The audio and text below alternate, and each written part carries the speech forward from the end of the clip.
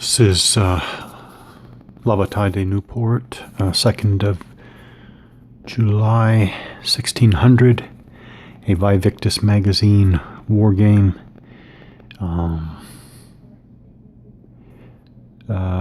Part of several games that were generally based on a streamlined version of the Musket and Pike series. So I have the historical scenario set up. I have chosen starting orders for each wing on both sides. So the next question is, who goes first? And I can tell you that's determined by a precedence of orders. And then when it's your go, what do you do? So I guess we'll look at our first formation activation. Wow. So each side, or each wing on each side has its order. Again, there are 3 orders in this game. From top, it's a charge. Down from charge is march. Down from march is rally. So initiative and activation. Initiative, this is determining who or which player, which side gets to activate a wing first. The player with the most wings of the orders of the higher precedence goes first. So we're looking at, so basically which side has the most charge orders. If none have a charge order, which side has has more march orders, and down from there. If there's a tie, the side with the best leader goes first. So we would compare the leader bonuses, the command bonuses for, I guess, the top leaders, the army leaders. So in this case, you have on the Dutch side, you have Maurice of Nassau with a command value of 2, and then you have Albert of Austria, Alberto of Austria, who has a 1, so Maurice would win that comparison. And if that's a tie, you roll a d10. Higher roll goes first. So that's initiative. All of the Dutch commands, all 3 Dutch wings have a march order, and of course on the Spanish side, I gave 2 charge orders. So clearly, the Spanish are going to go first because they have more wings with an order of higher precedence. So then activation. Players alternate activating their wings until all wings are activated, respecting the precedence of the orders. A wing cannot be activated if there are other wings with orders of a higher precedence remaining. So what that means is, under the basic order of play, sequence of play, under the normal sequence of play, both of those Spanish wings with a charge order are going to be able to go first. But there is I think there's some type, I'll get to it when it comes up, but there is a type of preemption type thing. So we'll look at that. But we are going to start first with, I'm going to go through and I'm going to do the first Spanish activation under charge orders, and then we'll go from there. Okay, so looking from the French side now, again we have the march order here with Mendoza. Zapena has a charge order, and then that guy on the left, Curly there, has a charge order on the left. I could see what's going to happen with this cavalry in this difficult terrain, but I think I want to start by advancing the center. Zapena with his mandatory charge order there. I'm going to have him advance, get those tercios moving. So first of all, details of the activation phase. So there is preemption. That's what it's called in this design. So we have 1, 2, 3, 4, 5, 6 steps of the activation phase. So again, we're talking just about Zapena's center there. Preemption attempt. Once a wing is activated, so I've activated Zapena, which is the center wing. Center wing of the Spanish line. The inactive player, so that would be the Dutch, may attempt to preempt his activation. So we're not going to do that this time. If he succeeds, he may activate that wing and perform actions and attempt a continuation.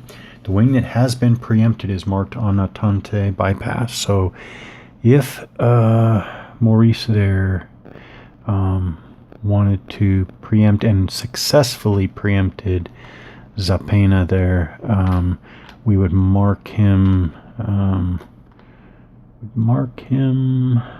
Where is it? Where is it? It is. Wow. Definitely should have had these handy. Where are they? Wow. What is...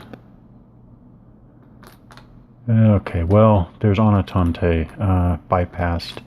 Jeez, there's one. Like the last chit I look at. All right, Anatante, maybe bypassed, so we would mark Zapena bypassed. Okay, but we're not going to do that this time. I'm just talking about the first step there. So that's A. Step B is order change. So if Zapena wanted to change his orders, he could attempt to do so. We're not going to do that, but the active player can try to change the order of the wing he just activated.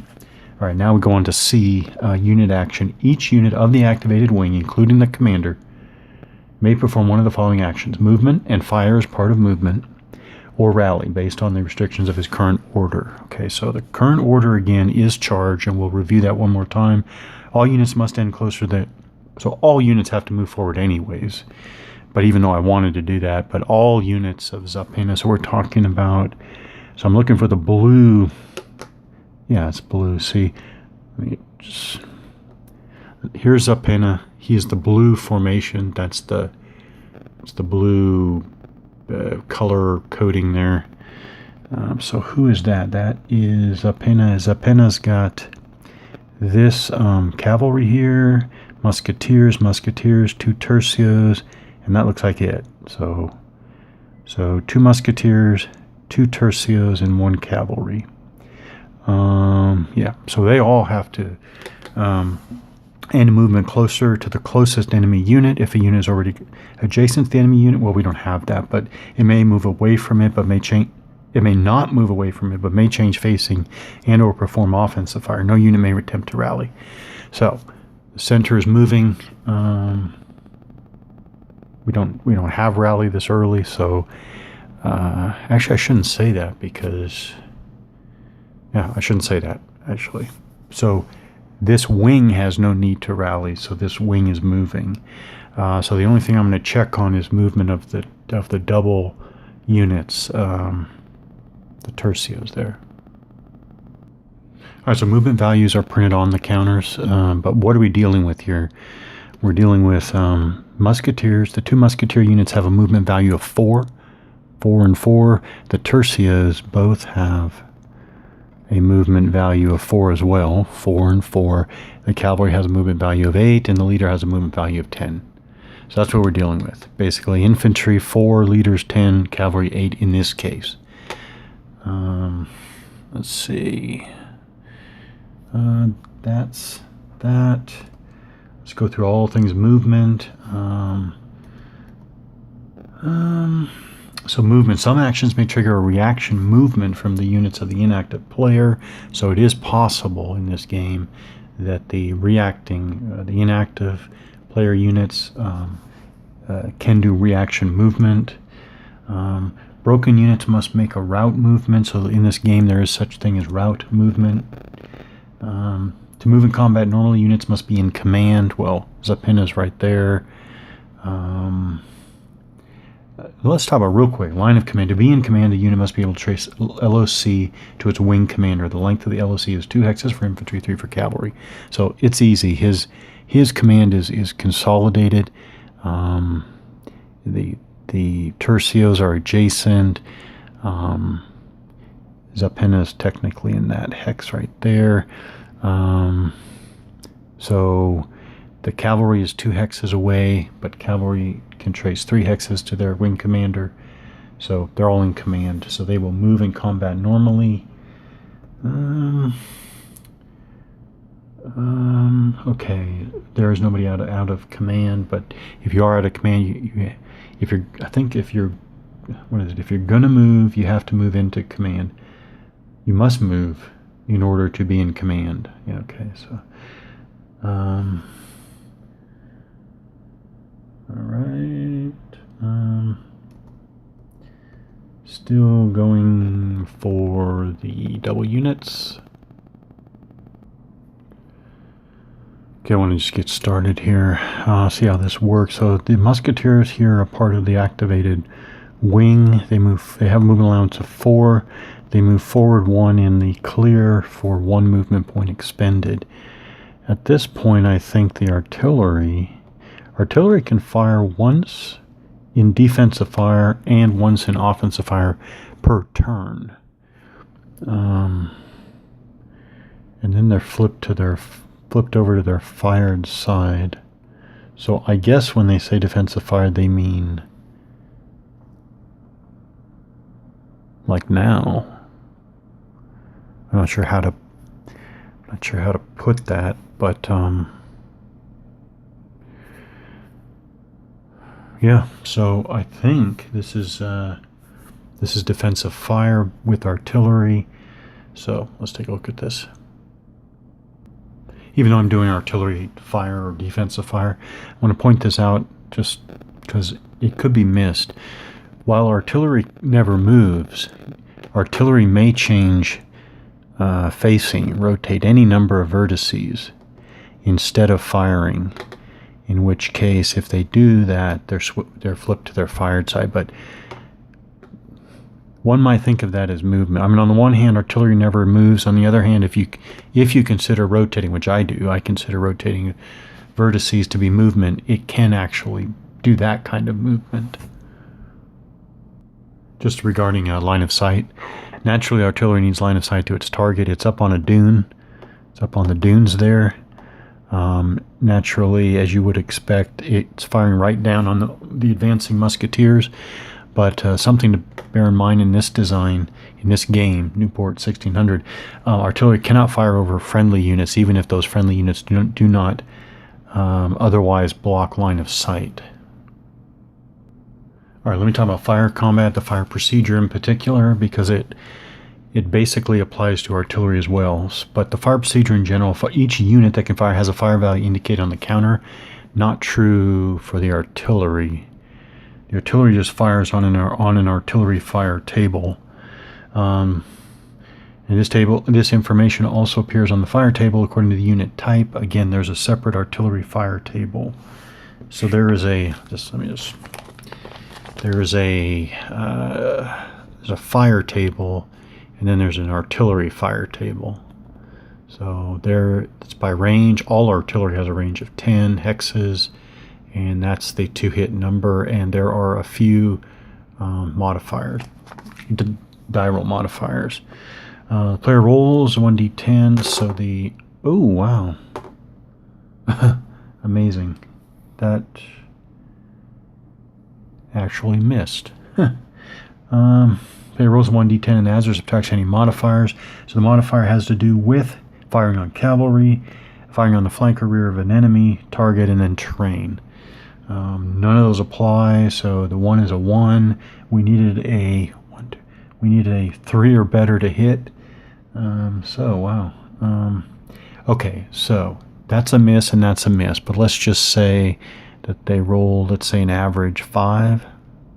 Let's say if they had rolled a 5, this is how this would have been completed. So if the result is greater than or equal to the 2-hit number, the target must make a morale test. And the morale test, so in this case, the Spanish musketeers there, when they go to do their morale test, they have to modified by the die result minus the unit's fire value.